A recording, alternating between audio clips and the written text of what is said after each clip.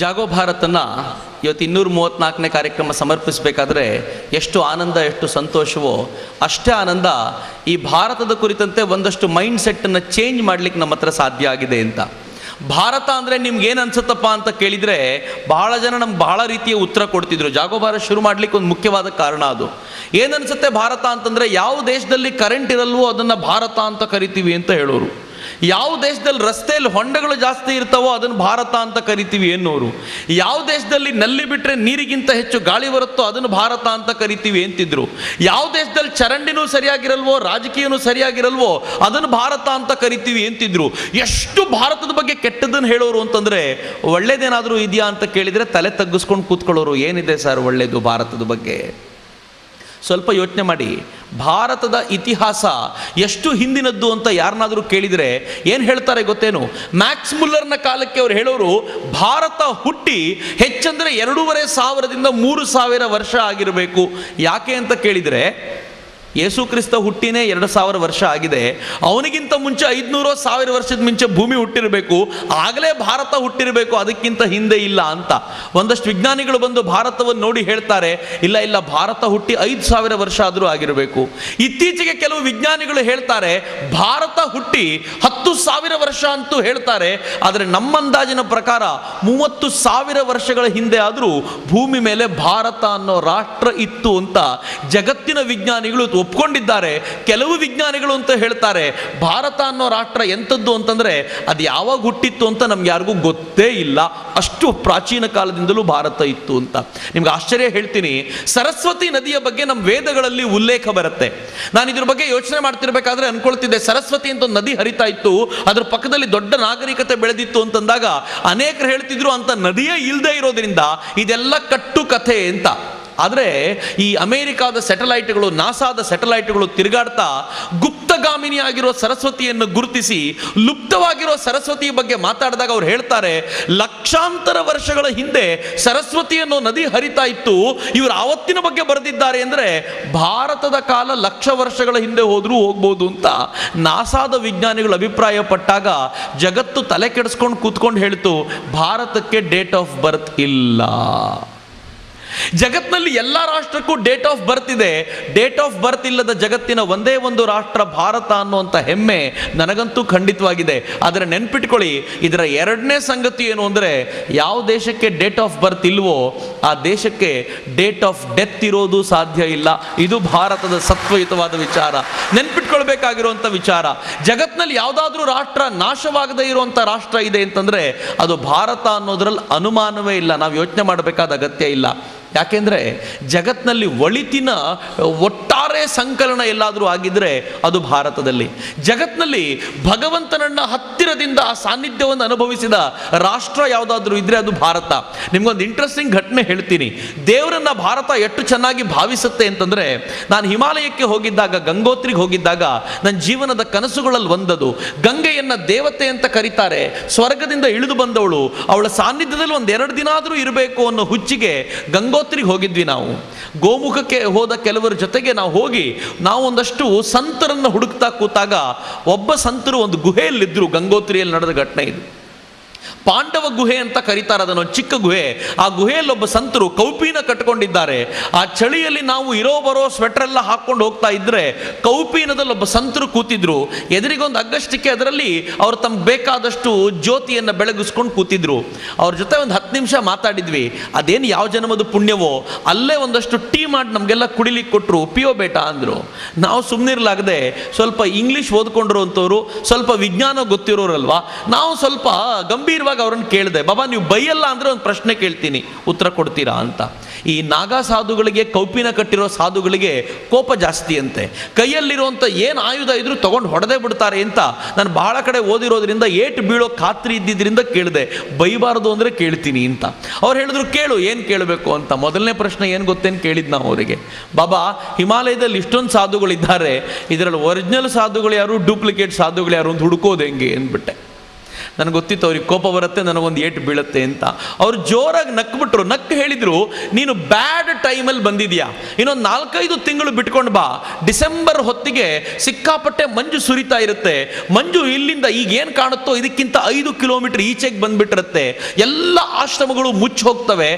ಆಗಲೂ ಯಾವ ಸಾಧುಗಳು ಗಂಗೋತ್ರಿಯಲ್ಲಿ ಉಳ್ಕೊಳ್ತಾರೋ ಅವರು ಒರಿಜಿನಲ್ ಸಾಧುಗಳು, ಆಗ ಇದನ್ನು ಬಿಟ್ಟು ಓಡೋಗಿರೋರೆಲ್ಲ ಡೂಪ್ಲಿಕೇಟ್ ಸಾಧುಗಳು ಅಂತ ವಿಚಿತ್ರವಾದ ಉತ್ತರ ಕೊಟ್ಟರು. ನಾನು ಹೇಳಿದೆ, ವಂಡರ್ಫುಲ್, ಈ ಮನುಷ್ಯ ತುಂಬ ಹತ್ತಿರಕ್ಕೆ ಬರ್ತಿದ್ದಾರೆ, ಕೇಳೇ ಬಿಡೋಣ ಅಂತ. ನೆಕ್ಸ್ಟ್ ಕಾಮನ್ ಪ್ರಶ್ನೆ ಕೇಳಿದೆ, ಬಾಬಾ ಗಂಗೋತ್ರಿಯಲ್ಲಿ ಇದ್ದೀರಿ, ದೇವಭೂಮಿಯಲ್ಲಿ ಇದ್ದೀರಿ, ದೇವರನ್ನು ನೋಡಿದ್ದೀರಾ ಅಂತ ಕೇಳಿದೆ. ಇಂಟ್ರೆಸ್ಟಿಂಗ್ ಪ್ರಶ್ನೆ. ಇದನ್ನು ಬಹಳ ಹಿಂದೆನೇ ಕೇಳಿದ್ದಾರೆ ವಿವೇಕಾನಂದರು, ರಾಮಕೃಷ್ಣರಿಗೆ ಕೇಳಿರೋ ಪ್ರಶ್ನೆ, ಹೊಸ ಪ್ರಶ್ನೆ ಅಲ್ಲ, ಹಳೆಯದ್ದೇ ಪ್ರಶ್ನೆ. ಆದರೆ ನಮ್ಗೆ ಯಾರಾದರೂ ನೋಡಿರೋರು ಇದ್ದಾರಾ ಅಂತ ಕೇಳಬೇಕಿತ್ತು. ಅವ್ರು ಕೂಡಲೇ ಕೇಳಿದರು, ಮಗು ಇದನ್ನು ದೇವಲೋಕ ಅಂತ ನೀನು ಒಪ್ಕೋತೀಯಾ? ನಾನು ಹೇಳಿದೆ, ಅಫ್ಕೋರ್ಸ್, ದೇವಭೂಮಿ, ಗಂಗೆ ಇರೋ ಭೂಮಿ. ಇಲ್ಲಿಂದ ಮೇಲಕ್ಕೆ ಸ್ವರ್ಗ ಇದೆ, ಒಪ್ಕೊಳ್ತೀಯಾ? ನಾನು ಹೇಳಿದೆ, ಕರೆಕ್ಟು, ಅಲ್ಲಿಂದನೇ ಗಂಗೆ ಬಂದಿದ್ದು, ಸ್ವರ್ಗ ಅಲ್ಲೇ ಇರಬೇಕು.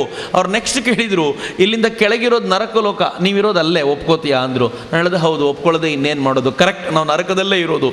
ನೆಕ್ಸ್ಟ್ ಅವ್ರು ಹೇಳಿದರು, ಹಾಸ್ಪಿಟಲಿಗೆ ಹೋದರೆ ಡಾಕ್ಟರ್ ಕಾಣ್ಬೋದಾದರೆ, ಪೊಲೀಸ್ ಸ್ಟೇಷನ್ಗೆ ಹೋದರೆ ಪೊಲೀಸ್ ಕಾಣ್ಬೋದಾದರೆ, ದೇವಲೋಕದಲ್ಲಿ ದೇವರು ಕಾಣಲ್ವಾ ಅಂತ ಕೇಳಿದ್ರಿ ರೀ.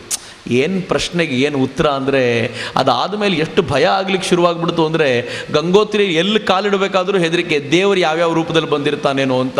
ಈ ದೇಶ ಎಷ್ಟು ಅದ್ಭುತವಾದ ಸಂಗತಿಯನ್ನು ಹೇಳ್ತು ಅಂತಂದರೆ, ಭಗವಂತ ಓಡಾಡ್ತಾನೆ, ಭಗವಂತ ತಿರುಗಾಡ್ತಾನೆ, ಅವನ ಜೊತೆ ಇರ್ಬೋದು ಅನ್ನೋಂಥ ವಾತಾವರಣವನ್ನು ಎಷ್ಟು ಚೆನ್ನಾಗಿ ಮೂಡಿಸ್ತು ಅಂದರೆ ಇಡೀ ಜಗತ್ತು ಇದನ್ನು ಭಾವಿಸುತ್ತೆ. ಬರ್ಟ್ರಾಂಡ್ ರಸೆಲ್ ಅಂತ ಒಬ್ಬ ಅದ್ಭುತವಾದ ಲೇಖಕ ಭಾರತಕ್ಕೆ ಬಂದು ಭಾರತವನ್ನು ಸುತ್ತಾಡಿ ಒಂದು ಪುಸ್ತಕ ಬರೆದಿದ್ದಾನೆ. In search of secret India ಅಂತ ಪುಸ್ತಕದ ಹೆಸರು. ಸೀಕ್ರೆಟ್ ಇಂಡಿಯಾ, ಗುಪ್ತ ಭಾರತದೊಳಗೆ ತಿರುಗಾಡ್ತೀನಿ ಅಂತ. ಅವನು ಭಾರತದ ಸಾಧು ಸಂತರನ್ನ ಭೇಟಿ ಮಾಡ್ಕೊಂಡು ಬಂದು ಹೇಳ್ತಾನೆ, ಜಗತ್ನಲ್ಲಿ ಇಂಥ ರಾಷ್ಟ್ರ ಮತ್ತೊಂದಿರ್ಲಿಕ್ಕೆ ಸಾಧ್ಯ ಇಲ್ಲ, ತಾವು ನಂಬಿಕೊಂಡಿದ್ದನ್ನ ಸಾಧಿಸಿಕೊಂಡು ಅವನ ದರ್ಶನ ಪಡೆಯುವಂಥ ಅಪರೂಪದ ರಾಷ್ಟ್ರ ಭಾರತ ಅಂತ ಬರ್ಟ್ರಾಂಡ್ ರಸೆಲ್ ಭಾರತದ ಬಗ್ಗೆ ಬರೆದಿದ್ದಾನೆ. ಇದನ್ನು ಓದ್ದಾಗೆಲ್ಲ ರೋಮಾಂಚನ ಆಗ್ಬಿಡುತ್ತೆ ನನಗೆ. ಈ ಥರದ ಎಷ್ಟು ವಿಚಾರಗಳನ್ನು ಭಾರತದ ಬಗ್ಗೆ ಹೇಳ್ಬೋದು. ಈ ವಿಚಾರದ ಕಂಟಿನ್ಯೂಯೇಷನ್ ಆಗಿ ನಿಮ್ಗೊಂದು ಮಾತು ಹೇಳಬೇಕು.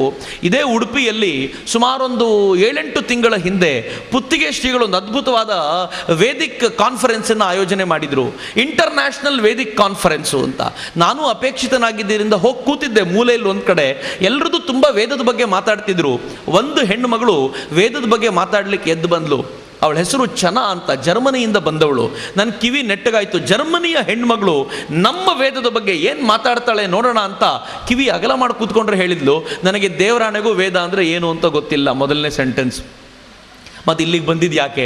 ಅವಳು ಹೇಳ್ತಾಳೆ, ನಾನು ಬರಬೇಕು ಅಂತ ಇರಲಿಲ್ಲ, ನನ್ನ ಗಂಡ ಬರಬೇಕಿತ್ತು. 6 ತಿಂಗಳಿಂದ ನನ್ನ ಗಂಡ ತೀರ್ ಹೋದರು. ಅವರು ಬೆಡ್ ಮೇಲೆ ಮಲಗಿದ್ದಾಗ, ಇನ್ನೇನು ಸಾಯೋ ಸ್ಥಿತಿಯಲ್ಲಿದ್ದಾಗ ನನ್ನನ್ನು ಕರೆದು ಹೇಳಿದರು, ವೇದಗಳ ಬಗ್ಗೆ ಮಾತಾಡಲಿಕ್ಕೆ ನಾನು ಇಂಡಿಯಾಕ್ಕೆ ಹೋಗಬೇಕು, ನನ್ನ ಜೀವನದ ಕನಸು ಭಾರತಕ್ಕೆ ಹೋಗಬೇಕು ಅಂತ. ಆದರೆ ಹೋಗ್ಲಿಕ್ಕೆ ಆಗಲೇ ಇಲ್ಲ, ನೀನು ಹೋಗಿ ಬರ್ತೀಯ ನನ್ನ ಜಾಗಕ್ಕೆ? ಅವಳು ಹೇಳಿದ್ಲಂತೆ, ನಿಮ್ದೊಳ್ಳೆ ಕತೆ ಆಯ್ತಲ್ಲ, ನಾನು ಯಾಕ್ರಿ ಹೋಗಲಿ, ನಿಮ್ಮ ಜೀವನದ ಕನಸದು, ನನ್ನ ಜೀವನದ ಕನಸಲ್ಲ ಅಂತಂದೆ. ಆದರೆ ನಮ್ಮ ಯಜಮಾನರು ಹೇಳಿದರು, ನಿನ್ನ ಜೀವನದ ಕನಸು ಆಗೋದು ಒಳ್ಳೇದು, ನೀನು ನನಗೋಸ್ಕರ ಹೋಗು, ಈಗ ಸದ್ಯಕ್ಕೆ ನಿನಗೋಸ್ಕರ ಬೇಡ. ಯಾಕೆ ಅಂತ ಕೇಳಿದರೆ ಅವಳು ಹೇಳಿದ್ರಂತೆ, ಭಾರತದ ಕಣಕಣದಲ್ಲೂ ಆಧ್ಯಾತ್ಮದ ವಾತಾವರಣ ಇದೆ, ನನ್ನ ದೇಶದಲ್ಲಿ ಹುಡುಕಿದ್ರೂ ಸಿಗಲ್ಲ, ನೀನು ಭಾರತದಲ್ಲಿ ಇಳಿದ ತಕ್ಷಣ ನಿಂಗೆ ಅದ್ರ ಅನುಭವ ಆಗುತ್ತೆ, ದಯವಿಟ್ಟು ನನಗೋಸ್ಕರ ಹೋಗ್ಬಾ ಅಂತ ಹೇಳಿದರು. ಅವರಿಗೋಸ್ಕರ ಬಂದೆ. ಇಲ್ಲಿಗೆ ಬಂದಮೇಲೆ ಗೊತ್ತಾಯಿತು, ನಾನು ಬರದೇ ಹೋಗಿದ್ರೆ ಜೀವನದಲ್ಲಿ ದೊಡ್ಡದನ್ನು ಕಳ್ಕೊಂಡು ಬಿಡ್ತಿದ್ದೆ. ನಮ್ಮ ಯಜಮಾನರು ಆಸೆ ಪಟ್ಟಿದ್ರು, ಅವರಿಗೆ ಆ ಭಾಗ್ಯ ಸಿಗಲಿಲ್ಲ, ನನಗೆ ಸಿಕ್ತಲ್ಲ, ಈ ಭಾಗ್ಯಕ್ಕೋಸ್ಕರ ನಾನು ಧನ್ಯಳಾಗಿದ್ದೀನಿ ಅಂತ ಚನ ಅನ್ನುವಂಥ ಹೆಣ್ಮಗಳು ಹೇಳಿದಾಗ ಇಡೀ ಹಾಲಲ್ಲಿ ಒಂದು ವೈಬ್ರೇಷನ್ ಆಗಿಬಿಟ್ಟಿತ್ತು. ಯಾಕೆ ಗೊತ್ತಾ? ಆ ಆಧ್ಯಾತ್ಮದ ಶಕ್ತಿ ನಮಗೆ ಫೀಲ್ ಆಗಲ್ಲ, ಜರ್ಮನಿಯಿಂದ ಬಂದ ಹೆಣ್ಮಗಳಿಗೆ ಫೀಲ್ ಆಗುತ್ತಲ್ಲ ಅನ್ನೋ ನೋವಿನಿಂದ ಎಲ್ರಿಗೂ ಒಂಥರ ವೈಬ್ರೇಷನ್ ಆಗಿಬಿಟ್ಟಿತ್ತು. ಈ ದೇಶಕ್ಕೆ ಬಂದಂಥ ಡೇವಿಡ್ ಫ್ರಾಲಿ ವಿಮಾನದಿಂದ ಕೆಳಗಿಳಿದ ತಕ್ಷಣ ಹೇಳ್ತಾನೆ, ಏನೋ ಅದ್ಭುತವಾದ ನಾದ ಕೇಳ್ತಿದೆಯಲ್ಲ, ನನಗೆ ಏನೋ ಅಂತ ಅರ್ಥ ಆಗ್ತಿಲ್ವಲ್ಲ, ಏನೋ ವಿಶೇಷವಾಗಿ ಅನ್ನಿಸ್ತಿದೆ ಅಂತ ಅನ್ಕೊಂಡು ಬಂದ. ಪಾಂಡಿಚೇರಿಗೆ ಹೋದ, ಅರಬಿಂದೋ ಆಶ್ರಮದಲ್ಲಿ 10 ನಿಮಿಷ ಕೂತ್ ಹೇಳಬೇಕಾದ್ರೆ ಹೇಳ್ತಾನೆ, ನಾನು ಫ್ಲೈಟಿಂದ ಇಳಿಬೇಕಾದ್ರೆ ಇದೇ ನಾದ ಕೇಳಿದ್ದು ಅಂತ. ಯಾರಿಗೋ ಹೇಳ್ದ, ಏನಿದು ಈ ನಾದ ಅಂತಂದ್ರೆ ಅವ್ರು ಹೇಳಿದ್ರು, ಇದನ್ನು ಓಂಕಾರ ನಾದ ಅಂತ ಕರಿತೀವಪ್ಪ, ಈ ದೇಶದ ಎಲ್ಲ ಕಡೆ ಹರಡಿಕೊಂಡಿದೆ ಎಂದಾಗ ಡೇವಿಡ್ ಫ್ರಾಲಿ ಹೇಳ್ತಾನೆ, ವಾಹ್, ನನ್ನ ಜೀವನ ಧನ್ಯವಾಗೋಯ್ತು ಅಂತ. ಡೇವಿಡ್ ಫ್ರಾಲಿ ಕನ್ವರ್ಟ್ ಆದ, ಹಿಂದುವಿನ ಬಗ್ಗೆ ಪೂರ್ಣ ತಿಳ್ಕೊಳ್ಳೋ ಪ್ರಯತ್ನ ಮಾಡ್ದ. ಇವತ್ತು ಡೇವಿಡ್ ಫ್ರಾಲಿ ಅಂದರೆ ಜಗತ್ತಿಗೆ ಗೊತ್ತಾಗಲ್ಲ, ಅವನ ಹೆಸರು ಇವತ್ತು ವಾಮದೇವ ಶಾಸ್ತ್ರಿ ಅಂತಾಗಿದೆ. ಇದು ಭಾರತದ ತಾಕತ್ತು, ಇದು ಭಾರತದ ಸತ್ವ. ಇಂಥ ಅಪರೂಪದ ನಾಡಿನಲ್ಲಿ ನಾವಿದ್ದೀವಿ. ಆದರೆ ಯಾಕೋ ನಮಗೆ ಭಾರತ ಅಂದರೆ ಏನು ಅಂತ ಅರ್ಥ ಆಗಲ್ಲ.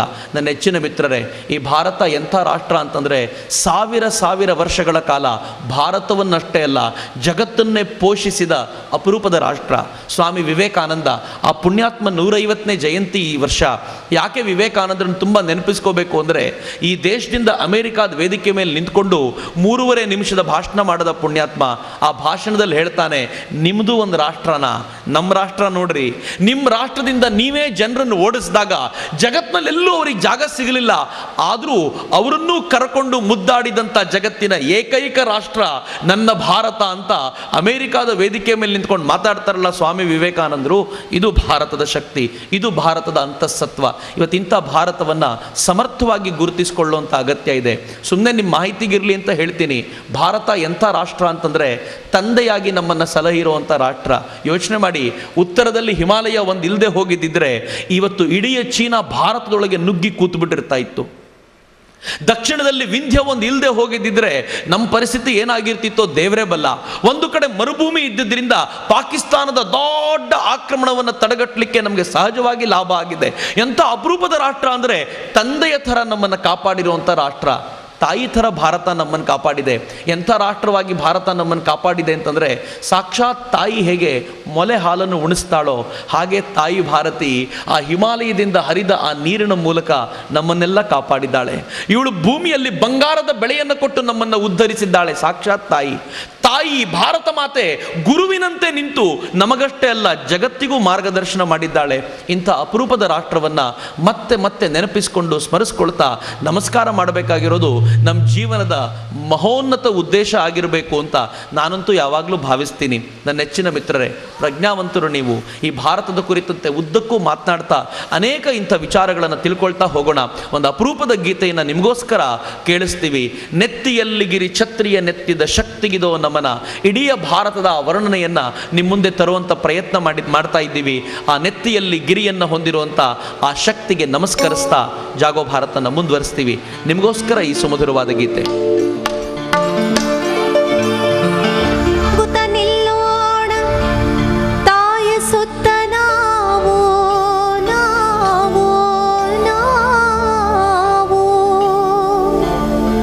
ಅವಳ ಪಾಲನೆ ರಕ್ಷಣೆಗಾಗಿ ಎದುರಿಸೋಣ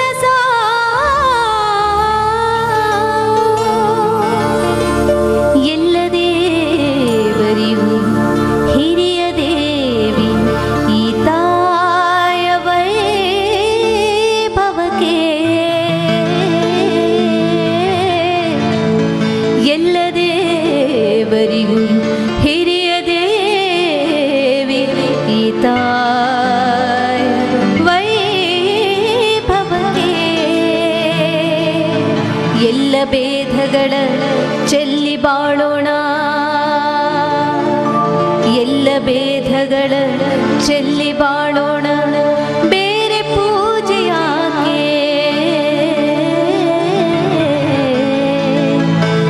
ಬೇರೆ ಪೂಜೆ ಯಾಕೆ.